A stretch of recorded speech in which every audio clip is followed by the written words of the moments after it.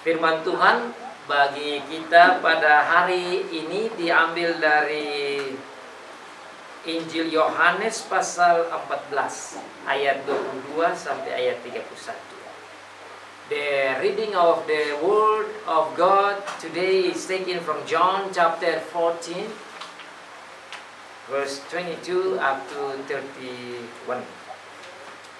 John 14, 22 to 31. Yohanes 14 ayat 22 sampai ayat yang ke-31. Demikian bunyi firman Tuhan. Yudas yang bukan Iskariot berkata kepadanya, "Tuhan, apakah sebabnya maka engkau hendak menyatakan dirimu kepada kami dan bukan kepada dunia?" Jawab Yesus, "Jika seorang mengasihi aku, ia akan menuruti firman-Ku, dan Bapa-Ku akan mengasihi dia, dan kami akan datang kepadanya dan diam bersama-sama dengan dia. Barang siapa tidak mengasihi aku, ia tidak menuruti firman-Ku. Dan firman yang kamu dengar itu bukanlah daripadaku, melainkan dari Bapa yang mengutus aku.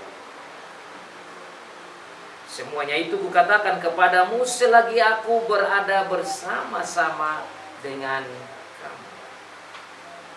Tetapi penghibur, yaitu Roh Kudus, yang akan diutus oleh Bapa dalam namaku, dialah yang akan mengajarkan segala sesuatu kepadamu dan akan mengingatkan kamu akan semua yang telah kukatakan kepadamu.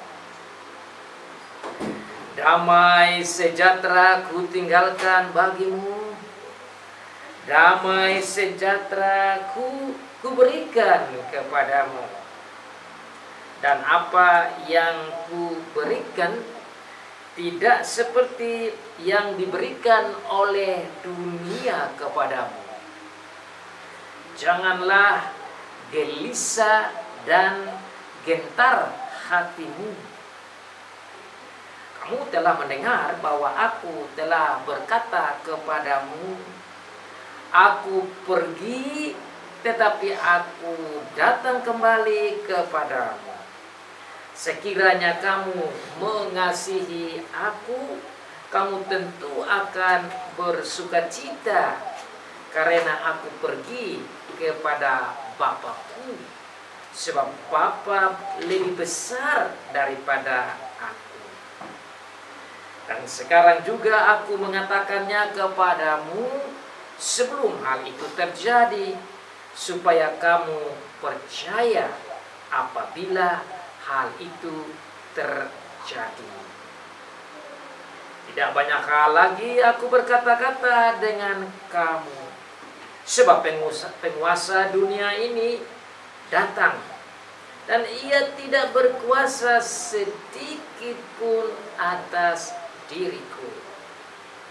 Tapi supaya dunia tahu bahwa aku mengasihi Bapa, dan bahwa aku melakukan segala sesuatu seperti yang diperintahkan Bapa kepadaku.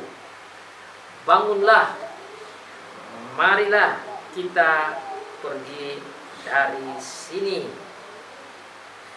So far the reading of the Word of God. Blessed is he who reads and those who listen and obey the Word of God.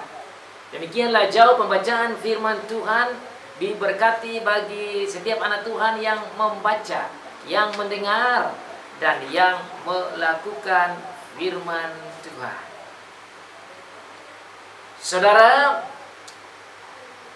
sekali lagi kita mendalami kitab Injil Yohanes. Dan dalam bagian ini telah disampaikan bahwa ini adalah bagian terakhir, minggu terakhir di mana Tuhan Yesus bersama-sama dengan murid-muridnya. Pada pasal yang ke-12 dia telah menutup public service, pelayanan kepada banyak orang. Dan pasal yang ke-13, 14 dan seterusnya dia fokus untuk murid-muridnya saja. Dan di awal dari pasal yang ke-13 dia telah sampaikan betapa dia mencintai murid-muridnya itu. He loves his disciple so much, even he said until the end, as you can see in chapter 13. Since this is the time that he takes only for them.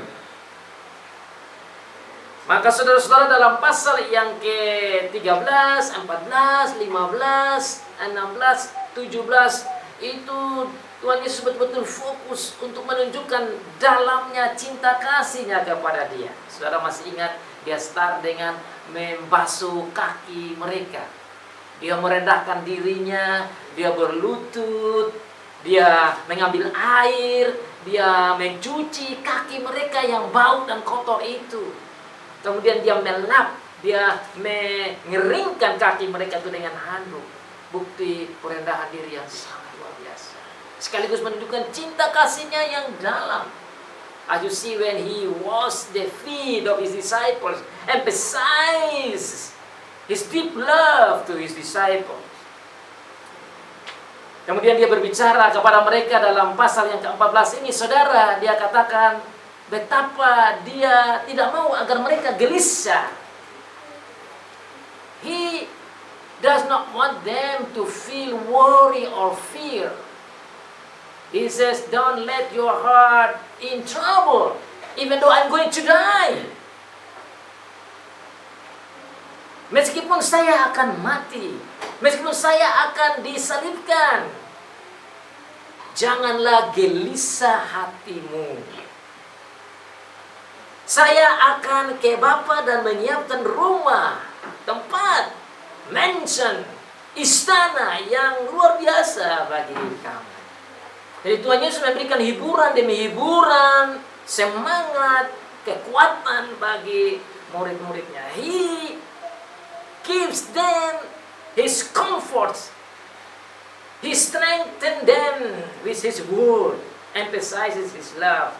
And now we will be focused on the theme for the sermon today about the proof of his extraordinary love that no one is able to give that great love of Jesus to his disciple and also for us.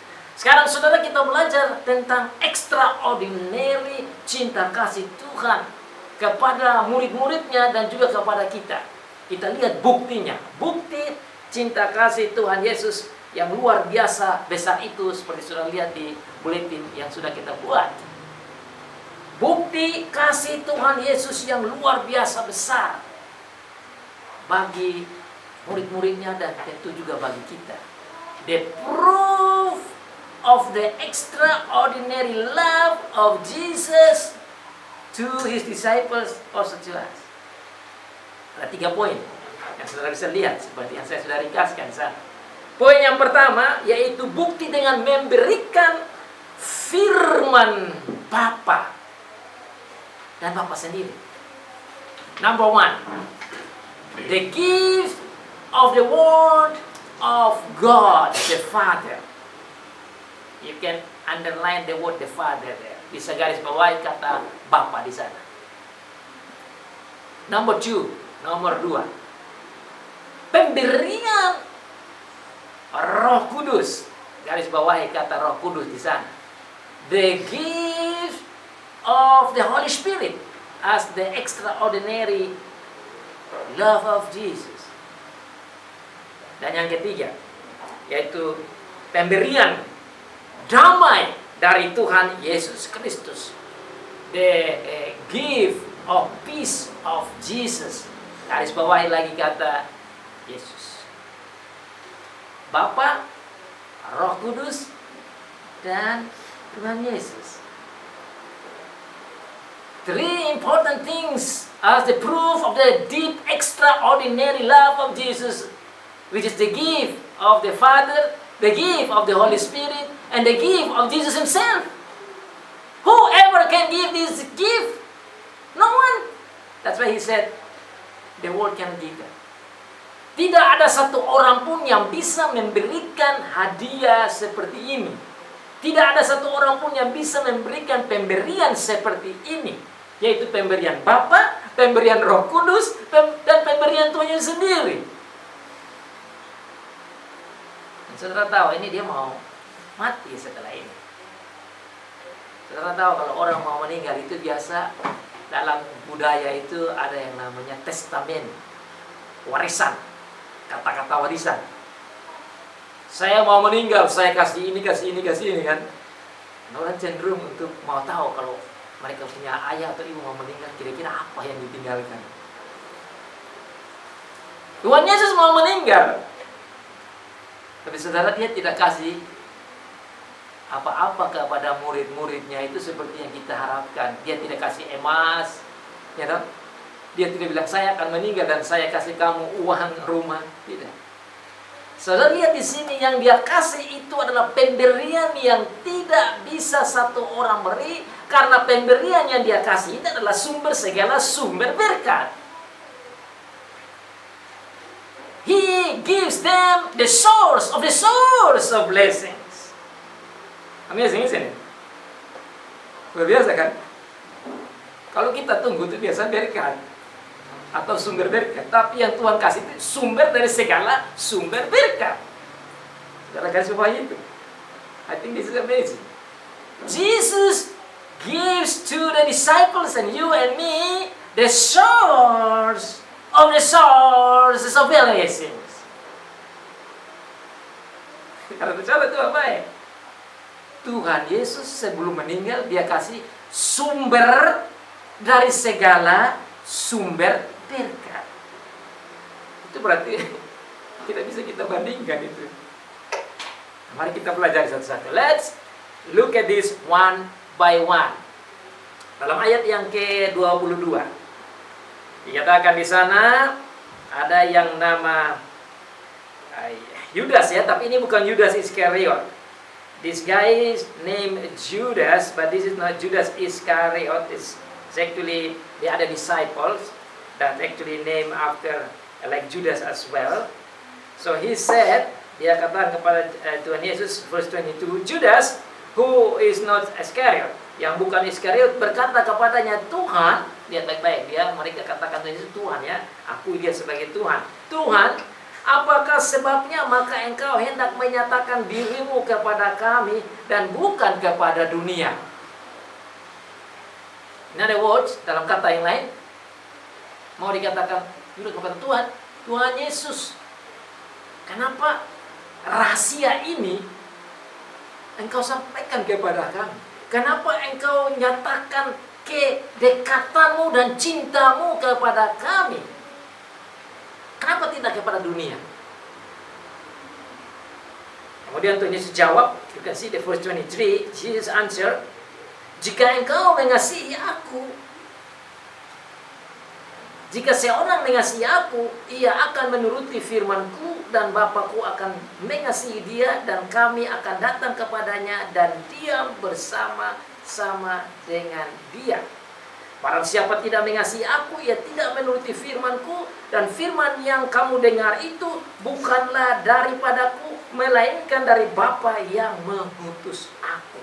You notice there about the word of the Father, and you can notice that about Father and me are going to come and dwell, make a home in you. Saya pikir itu luar biasa. Itu yang menjadi topik kita yang pertama, poinnya.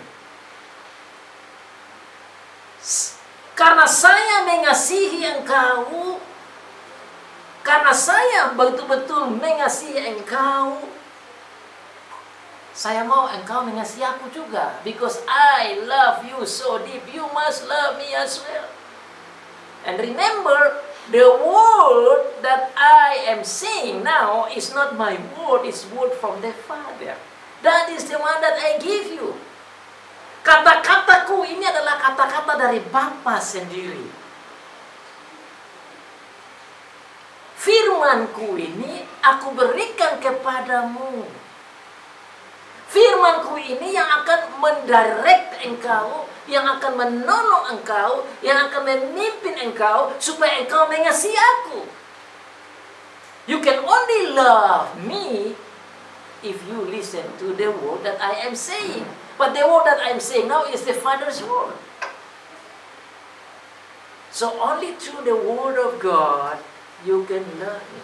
Hanya lewat firman Bapa saja engkau bisa mengasihiku. Makanya firman dari Bapa itu adalah hadiahku kepadamu. Nah, kalau firman dari Bapa yaitu Bapa sendiri. Bapa sendiri. Itu saya kasih kepada kamu. Kamu butuh firman Bapa, kamu butuh Bapa itu. Sebab dari Bapa itulah engkau bisa mengasihi aku. Tanpa Bapa dan firman-Nya, engkau tidak mengasihi aku. Tidak bisa. You cannot love me unless the Father and His Word guide you, lead you, help you, open your mind and heart. Only that. That's why this is very important. Makanya ini penting. Menyadari pentingnya firman Bapa, pentingnya Bapa itu sendiri. Allah itu yang adalah sumber segala sumber berkat itu. Berkat rohani, berkat jasmani, segala macam berkat yang kita perlu itu sumbernya dari Bapa. Ini bukti cinta kasih Tuhan Yesus. Bapa punya firman disampaikan lewat Tuhan Yesus. God's, the Father's word is given to the disciples and you and me through our Lord Jesus Christ. You and me need it. The disciples need it. Kita need it. Kita perlu itu. Kita butuh firman dari Bapa. Kita butuh Bapa sendiri. Dan luar biasa saudara, dalam ayat yang kita baca tadi, Tuhan Yesus katakan bahwa orang yang mendengar firman-Nya itu Bapa dan Tuhan Yesus membuat diri orang itu bagaikan rumahnya. Dalam bahasa Indonesia tidak dalam, tapi saya mau omong supaya kita lihat dalamnya kata-kata Tuhan Yesus ini. Mari kita lihat dia bilang begini ya, ayat 23. Look at verse 23 to see the deep expression of love of Jesus in giving the Father and His word and He Himself, of course. Jika seorang mengasihi aku, ia menuruti firman-Ku, dan Bapa-Ku akan mengasihi dia, dan kami akan datang kepadanya. Dan kami akan datang kepadanya, dan kami akan diam bersama-sama dengan dia. Saudara garis bawahi kata-kata itu karena luar biasa. Pertama kata kami.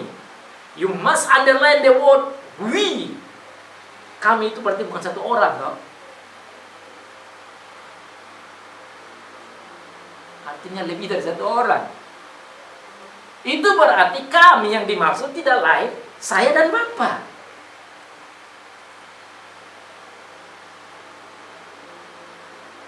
Saya dan Bapa akan datang dan diam. Nah, bahasa Indonesia dia katakan diam. Kata diam ini mendiami, duduk. Bahasa yang lain tinggal. Tapi kalau kata diam itu bagi saya itu tidak dalam kalau kita tidak banding dengan bahasa asli. Dan saya baca bahasa asli itu dia bilang kami akan datang bikin rumah. Kami akan datang bikin rumah, buat rumah.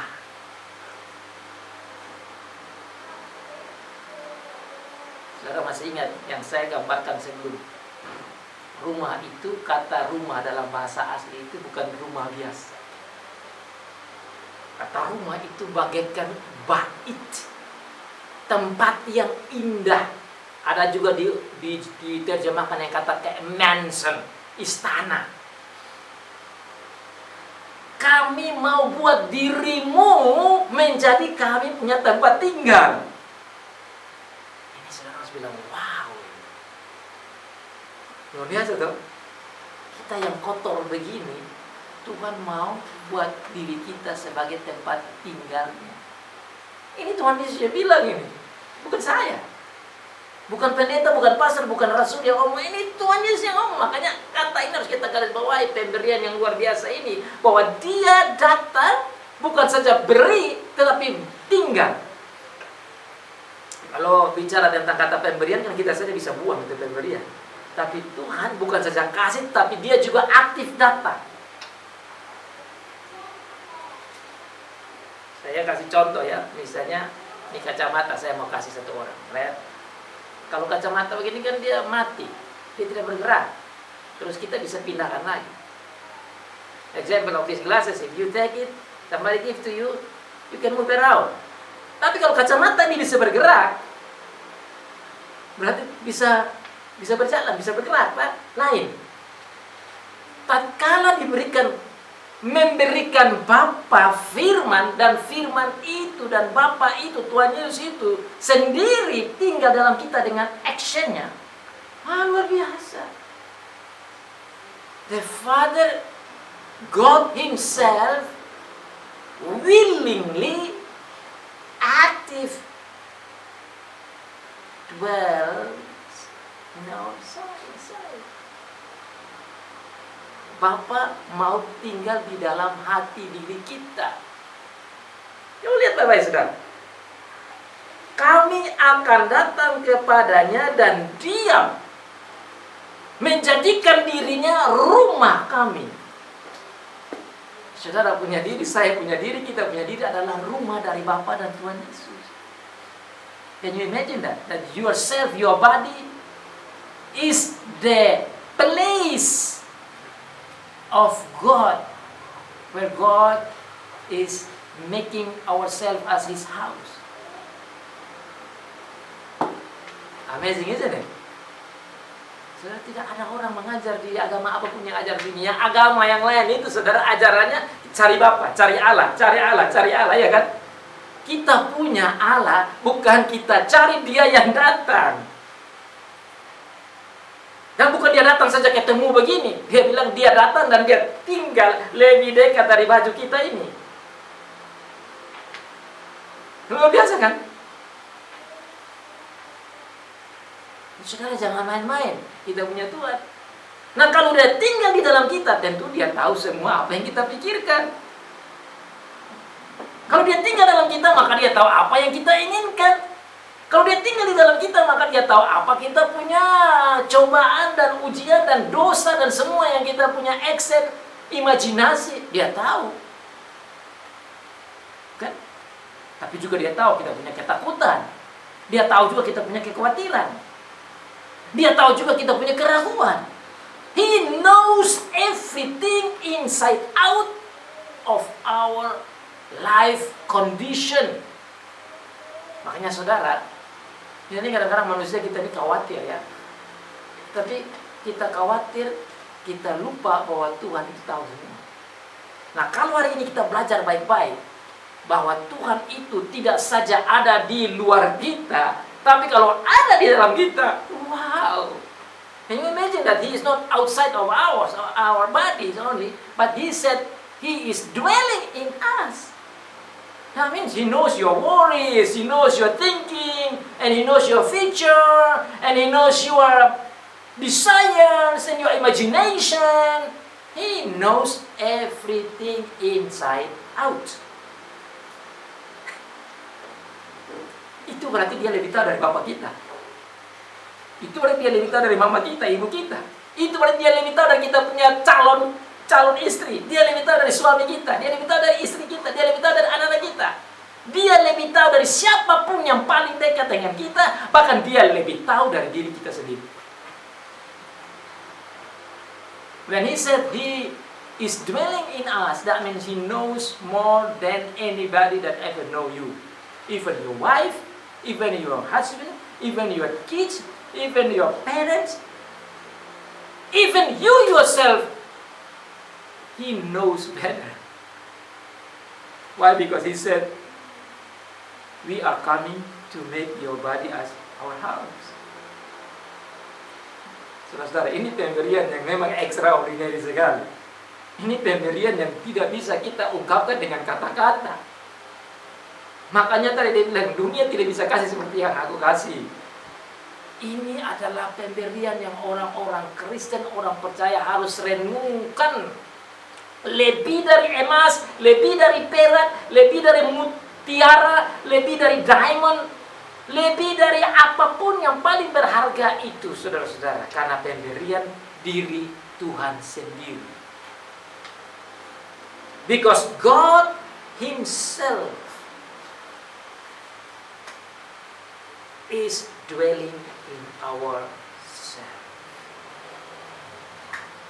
Saya harap saudara sudah mengerti apa yang dimaksud kami datang dan tinggal buat rumah kita itu, rumah Dia dalam diri kita sendiri. Father comes, Jesus comes, the Lord comes, God comes, and willingly to dwell inside ourselves, our life. Saudara, kalau kita ungkapan kata Tuhan datang ini, saudara bisa lihat di Perjanjian Lama.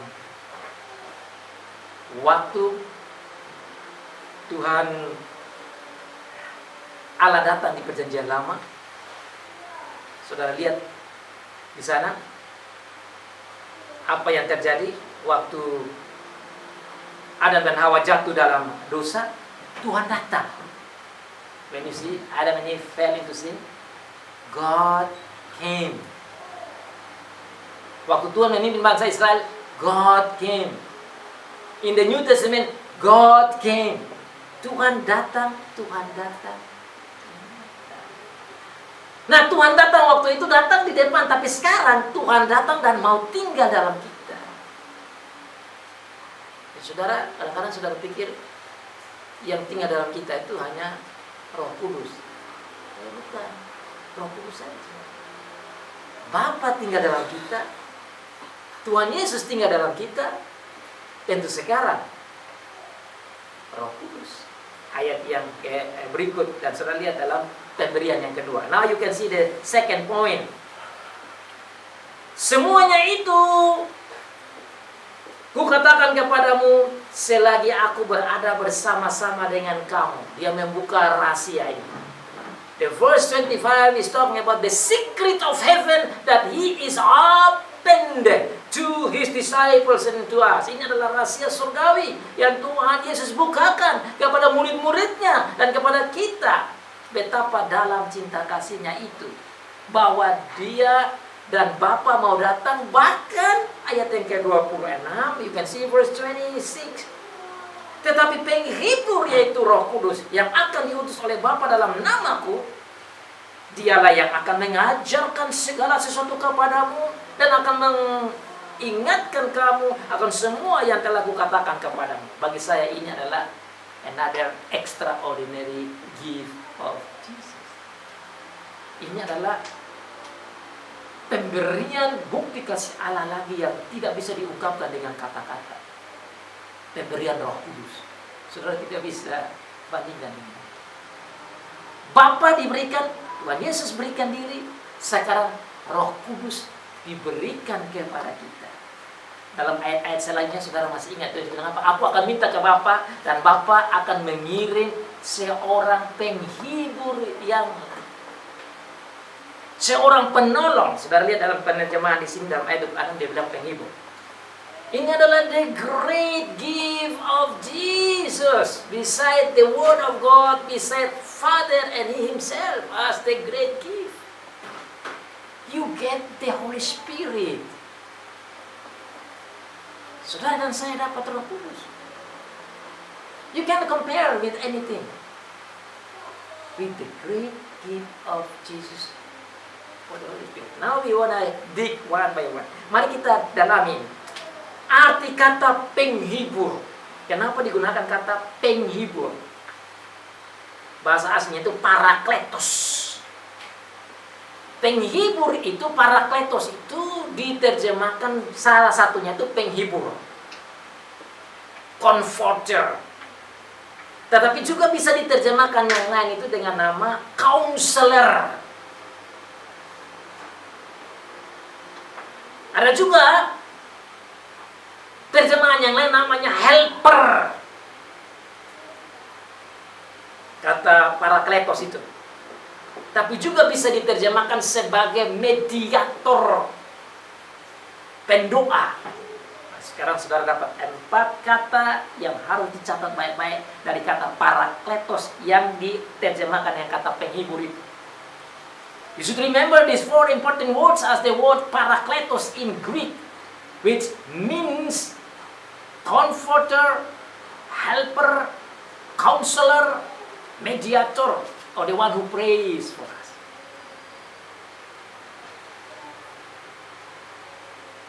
Saudara, ini hiburan yang bukan main-main. Bapa ada di dalam kita, Tuhan Yesus ada di dalam kita, sekarang Roh Kudus ada di dalam kita. Now you see that Father is living, staying, dwelling in you and me. Jesus is staying, dwelling in you and me, and now the Holy Spirit is staying, dwelling in you and me, and make you and me as His house. Luar biasa itu, bukan? You and me are the houses of God. Itu yang bahasa Latin namanya bait Allah. You and me are the temple of God. You and me are the temple of Father, are the temple of Jesus, are the temple of the Holy Spirit. Amazing, isn't it? I thought this is more than anything. When I see Brother Stephen here, I know Aventika, you love Stephen so much, but Aventika cannot live inside Stephen. My wife cannot live inside me. My parents, your parents might love you so much, but they cannot live inside you. Saudara punya istri, saudara punya suami, saudara punya bapak, saudara punya ibu, saudara punya kakak, adik, siapapun yang pernah bilang sayang saudara dan saya, tapi mereka tidak pernah bisa tinggal di dalam kita dan menyertai kita senantiasa. Saudara bayangkan ini. Can you imagine? I just say, wow! Can you say that? 1, 2, 3? Wow! Lagi. Wow! Lumayan ini firman Tuhan. That's why every time when you read the word of God, you must look at that. Kalau baca firman Tuhan, wow! Kata extraordinary itu tidak cukup. Bahasa Indonesia itu. Bahasa Inggris tidak cukup. Karena di dalam kita ada pencipta yaitu Bapa, di dalam kita adalah penebus yaitu Tuhan Yesus, di dalam kita ada Roh Kudus yaitu Sang Pengudus, sanctifier. So you got inside you got the Creator Himself, you got the Redeemer Himself, and you got the Sanctifier Himself. That you must thank God. Kita harus berterima kasih karena kita punya itu. Bapa pencipta, Bapa Tuhan Yesus penebus, dan Dia juga sekaligus pengurus kita. Amazing, isn't it? Itu kalau bahasa Indonesia kan bukannya luar biasa kan? Siapa yang bisa kasih pemberian seperti ini? Whoever in this earth can ever give that such a great God, give to you and me. But you must be thank Him. Because now He also said, I am giving you the counselor, the comforter, the helper, the one who prays for you. Even He is the source of all the gifts. Dia adalah sumber semua sumber talenta, sumber bakat, skill-skill yang ada di dalam diri saudara itu sumbernya itu dari Roh Kudus itu. Dan dia inilah yang dikatakan akan memberitahukan kepadamu. Look at that in verse 26. He said, the counselor, the comforter, the helper, which is Holy Spirit, is the one who can give, will explain to you everything that I have told you. Semua yang aku ajarkan kepadamu, dia yang akan ingatkan. Sudah lihat di sana. Dan penghibur yaitu Roh Kudus yang akan diutus oleh Bapa dalam namaku. Ingat Bapak, dalam namaku. Dialah yang akan mengajarkan segala sesuatu. Sudah tahu kata mengajar, atau jadi tidak perlu dijelaskan itu lagi. Tapi saya ingin menggarisbawahi kata segala sesuatu. I like to emphasize the word everything. Itu berarti tidak ada yang tidak bisa dia sampaikan. Semua yang Tuhan Yesus ajar itu Roh Kudus akan menolong.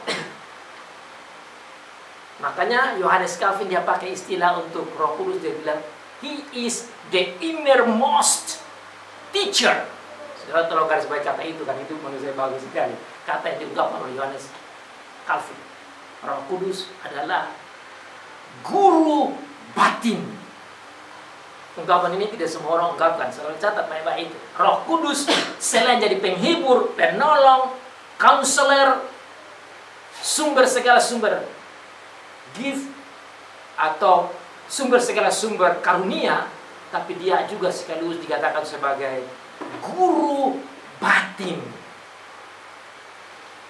Renungkan kata-kata itu, menurut saya itu juga kata yang luar biasa. Saudara kan punya guru, kita semua punya guru. Tapi itu guru di luar diri.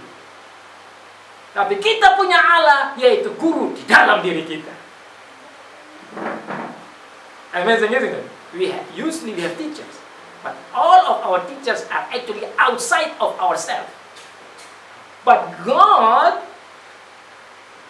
Himself, and this is when He gives the Holy Spirit is our innermost teacher who is dwelling inside us, not from outside. Normal teacher after kids go away.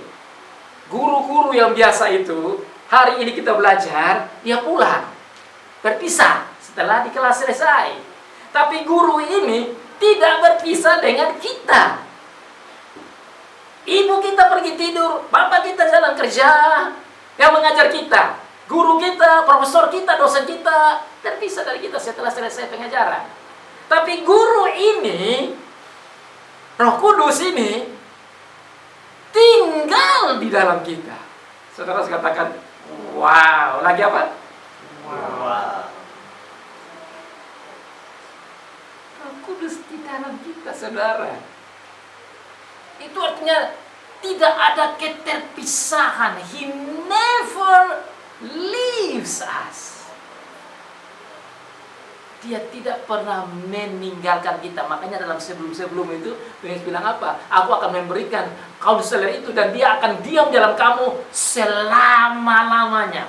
The Holy Spirit will dwell in you forever. Sekali lagi saya banding. Boleh saudara mencintai satu orang, boleh saudara mencintai istri saudara, suami saudara, dan siapa saja yang paling saudara cintai, tapi tidak bisa dia bersama dengan saudara forever. Meskipun ada orang katakan I love you forever, but when the death come, waktu dunia datang, waktu kematian datang, forever sudah selesai. Kadang-kadang kebencian juga bisa membuat forever selesai. Betul tak? Mau jatuh cinta sedalam-dalamnya, lebih dari dalam tanah juga. Kalau udah putus, forever semua tabakar habis. Tapi Roh Kudus, Tuhan Allah kita, dalam Roh Kudus, dalam Bapa, dalam Tuhan Yesus itu mau tinggal dalam kita forever. Menurut saya ini tidak bisa diungkapkan dengan kata-kata. Sebagai guru batin yang tinggal dalam kita, dia mau mengajar kita setiap saat.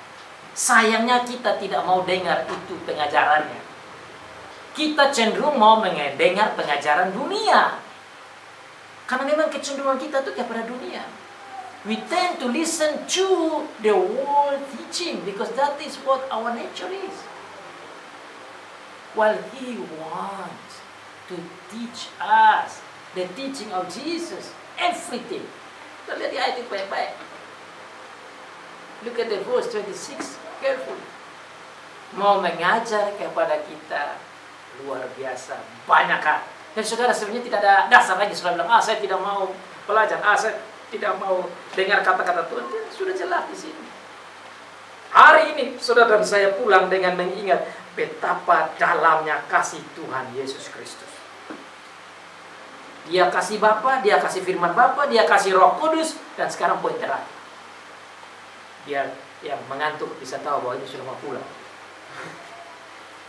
So this is the last point. So if you are sleepy, now you know this is my last part. Biasanya begitu. Kalau sudah mulai telah poin terakhir, waduh, sudah mau habis nih. Pak Johnson sudah banyak sudah mau habis. Tapi bagi saya sebenarnya kalau dengar kata yang begini, firman-firman yang luar biasa, saudara seharusnya sudah minta Pak Johnson lanjut saja. Hanya mata beratnya susah. Karena tadi kita tidur dari malam tidur baik, makanya harusnya hari Sabtu itu tidur on time. Supaya hari Minggu begini kita mau lebih lama di gereja. Now, because this is last point, it's very important. Look at that, number 27. Ayat 27 for the last point. Dan dia punya last point itu, saya sudah summarize di dalam bulletin dikatakan, pemberian damai dan pemberian diri Tuhan Yesus sendiri. The last point of the text, you can see in the bulletin there, I mentioned there, the last gift of Jesus, it is the peace. And Jesus Himself that make that peace, that give that peace. Verse 27, ayat 27. Damai sejahtera ku tinggalkan bagimu. Peace, I leave, I give to you. Damai sejahtera ku berikan kepadamu. This peace I give to you. Dan apa yang kuberikan tidak seperti yang diberikan oleh dunia kepadamu. Whatever I give now, the world cannot give to you. Kalau kata the world, artinya kita semua, selain orang-orang yang tidak percaya. Artinya tidak ada satu orang pun yang bisa kasih ini pemberian. No one can ever give this peace that I am giving to you. Saudara, mari kita renungkan, kenapa Tuhan Yesus omong ini bagi mereka? Why He mentioned this expression peace to them? Dan saya cari lagi dalam bahasa asli. Bahasa asli itu peace, itu saudara pasti pernah dengar. Irene. Jadi kalau orang nama Irene itu punya peace. Tapi banyak orang juga punya nama peace atau omong peace, tapi tidak mengerti arti itu peace sendiri.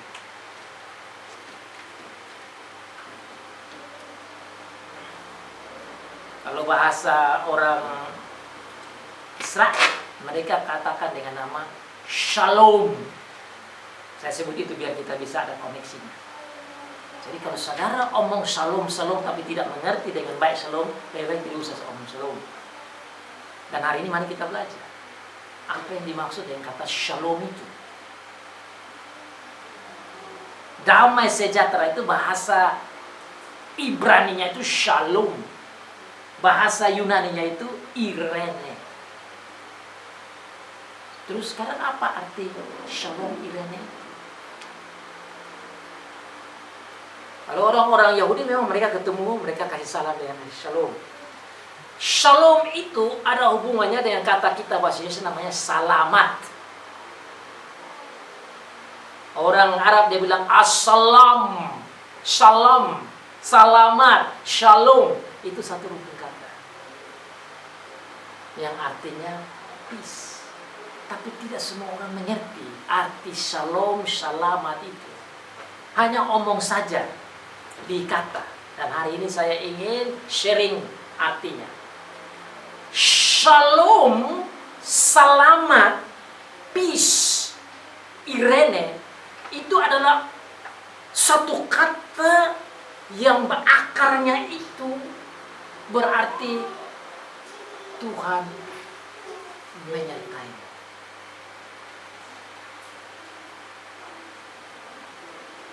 God is with you. Itu arti dari kata shalom. Damai. Karena di mana ada Tuhan pasti ada damai. Karena damai itu adalah bagian dari kerajaan Allah. So when you say shalom, irene, peace, that means God is with you. Because wherever God is, you have the peace. Because God is not a hate. God, His character is peace. Makanya saudara, kita juga di sini sering ungkapkan karis dan shalom. Karis artinya anugerah dari Bapa. Rahmat dari Bapa. Rahmat dari Bapa yang memberikan Tuhan Yesus itu terciptalah shalom. Shalom itu adalah kehadiran Bapa, kehadiran Tuhan Yesus yang menciptakan damai itu. Dan damai itu ada, diperlukan oleh manusia, karena waktu Adam dan Hawa sudah dapat damai, mereka jatuh dalam dosa, damai itu hilang. Namanya putuslah hubungan dengan Allah. When the sin comes, the connection, relationship between man and God was broken.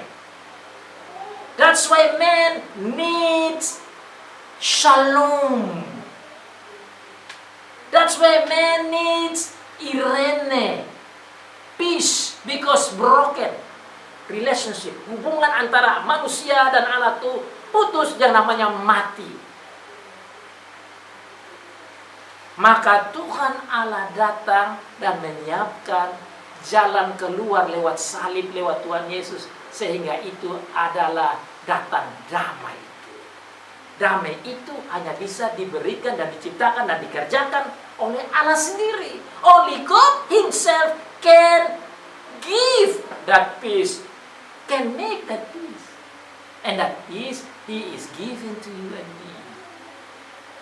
Damai itu diberikan kepada kita. Nah, saudara masih ingat pemberian Tuhan Yesus tadi? Pemberian Bapa, pemberian firman, pemberian Tuhan Yesus, pemberian Roh Kudus, pemberian damai adalah kesimpulannya.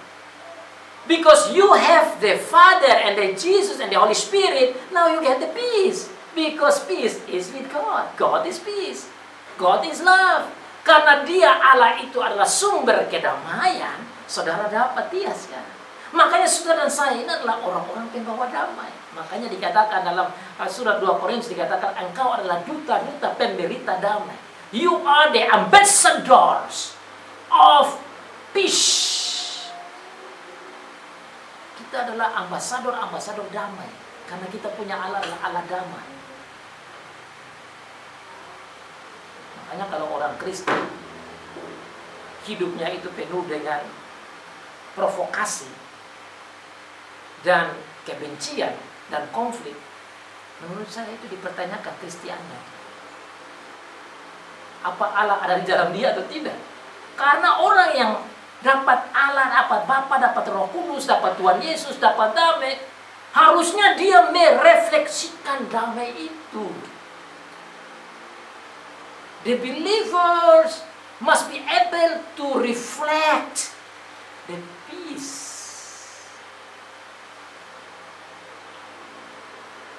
Itu adalah khotbah yang paling luar biasa, saudara, kalau saudara punya hidup penuh dengan damai. If your life full of peace, that is a beautiful life you have. If your life don't have peace but conflict, you live like in a little hell. Saudara renungkan kata-kata sedikit lah, bagi saya itu penting. Kalau saudara punya hidup penuh dengan damai, betapa indahnya hidup itu. Seperti surga kecil. Tapi kalau saudara punya hidup, kita punya hidup tanpa damai, yaitu konflik dan pertentangan dan permusuhan, maka hidup itu seperti ada di dalam neraka kecil. Karena neraka besar itu lebih parah dari yang itu. Makanya saya bilang kayak neraka kecil. Jadi betapa indahnya kalau saudara bersaudara duduk dalam damai. Mazmur 133. You can read Psalm 133. It says, how beautiful it is when the brothers and sisters dwell in peace. It's like a little heaven. Amazing, isn't it? Saudara, ada adalah orang-orang penikmat, penyampai, pemantul damai itu. Damai yang Tuhan Yesus sudah kasih. Makanya saudara, konteksnya itu mereka itu tidak merasa damai. Murid-murid. Kenapa tidak merasa damai? Karena sebentar Tuhan Yesus kan mau mati. Jiwa mereka gelisah. Sekarang Tuhan Yesus hibur mereka, kamu tidak usah gelisah. You don't need to feel worry and fear even though I'm going to die. Now I give you comfort. Saya hibur kamu, saya kuatkan kamu sekarang. Saya akan mati sebentar, tapi tidak usah khawatir, karena saya kasih kamu damai. Damai yang dunia itu tidak bisa kasih kepada kamu. Setan tidak bisa kasih kamu. Orang-orang lain tidak bisa kasih kamu. Makanya sudah lihat dalam konteksnya dia bilang apa? Kamu harus bersuka cita. Ini luar biasa, saudara. Tuhan Yesus ini mau mati, tetapi dia hapus air mata mereka dengan pemberian-pemberian ini. Bukan luar biasa. Kalau orang mau mati, itu kan yang ada air mata, atau air mata artinya duka cita, kan? Saudara semua pasti pernah mengalami kedukaan dan pasti tahu apa yang dimaksud itu. Mereka ini ada tangisan ini, makanya mereka gelisah. Tapi Tuhan Yesus yang begitu baik, dia bilang kamu tidak usah khawatir, bahkan dia bilang bersuka cita. Sudah lihat ayat selanjutnya. You can see in the next verse how he comforted and want them to be rejoiced while they are facing the death of Jesus. They're supposed to be grieving. Aku datang kembali, makanya jangan kamu gelisah. Aku pergi, aku akan mati. Aku datang kembali kepadamu. Verse 28. Sekiranya kamu mengasihi aku, kamu tentu akan bersuka cita. Even though I am going to die. Even though you are facing grief now, you are going to be sad. But change that sadness to be rejoiced. I think this is amazing again. Saudara lihat di sini, bagaimana orang mau menangis, tapi Tuhan rubah itu tangisan dengan sukacita. Saudara lihat itu kata-kata, gelisah diganti dengan tidak gelisah, tangisan diganti dengan sukacita. Kalau kamu mengasihi aku, kamu akan bersukacita. Sudah garis baik kata bersukacita di sana. Ini orang-orang mau hadapi kematian ini. Ini bayang-bayang dari maut sudah datang ini sebentar lagi.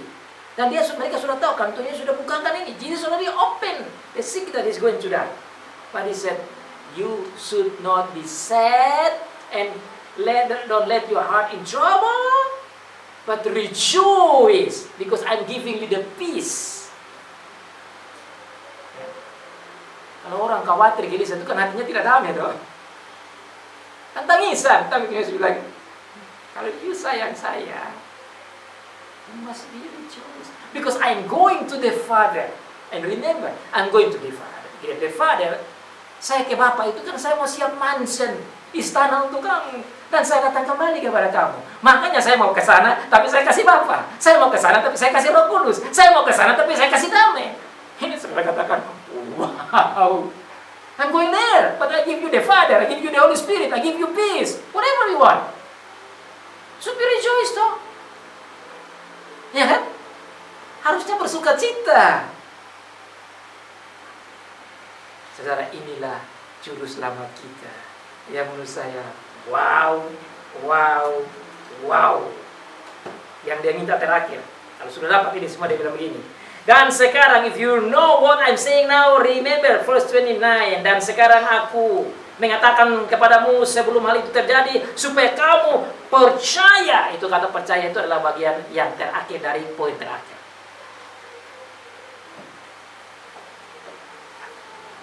Kata yang terakhir dari poin terakhir dari firman Tuhan. This is the last point about you must believe. Tuhan Yesus mau supaya mereka percaya. Tuhan Yesus mau supaya mereka mencintai Tuhan Yesus. Tuhan Yesus mau supaya mereka menerima kata-katanya itu.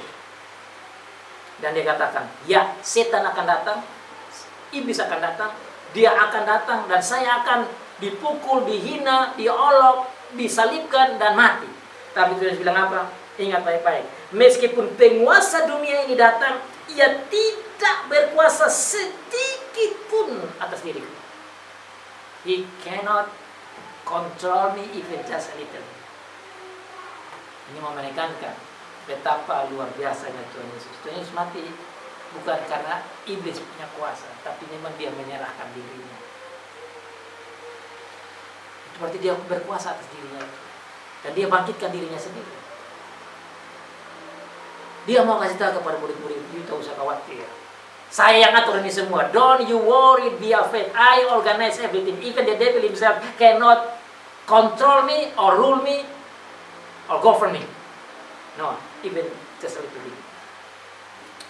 Ini harus memberikan kita juga sukacita, karena kita hadapi setan tiap hari tau. Cobaan tiap hari kan, ini tiap hari. Kita yang percaya Tuhan, ingat baik-baik, kita punya kuasa luar biasa. Ada Bapa dalam kita, ada Tuhan Yesus dalam kita, ada Roh Kudus dalam kita. Now you can go home and remember, you have the Father inside you. You have the Holy Spirit inside you. You have the Jesus Christ inside you who say that I am with you forever.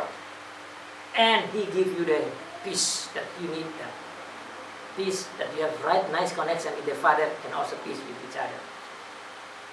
Dia tinggal dalam kita. Dia ada dalam kita. Bapa dalam kita. Roh Kudus dalam kita. Firman dalam kita. Tuhan Yesus dalam kita. Damai dalam kita. Hubungan dengan Tuhan begitu enak.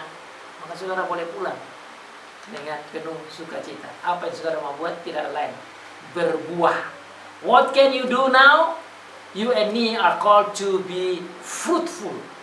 Berbuah dari pokok anggur yaitu Tuhan Yesus sendiri. Itu nanti minggu depan. Tentang pokok anggur. Akulah pokok anggur yang benar. Itu minggu depan. That is the last point, which is bringing us for the next week. You must bear fruit, because I am the true vine. That's next week point. By saying next week, I can say Amen. Puji Tuhan, kita tutup.